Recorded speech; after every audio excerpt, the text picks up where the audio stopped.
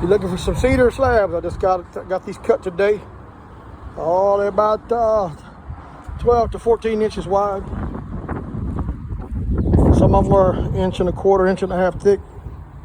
Some of them, yeah, most about between 1.25 inches, 1.5 inches. And they're about, I guess around 9 feet long, something like that. So if you look for any cedar, give me a shout. Hey, also got some mesquite cut up. Now these are about 7.5 feet long.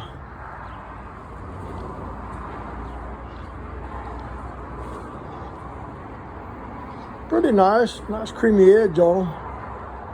Now they're closer to 16 inches wide. Most of them are 1 inch to 2.5 inches thick. Drop me a message if you're interested.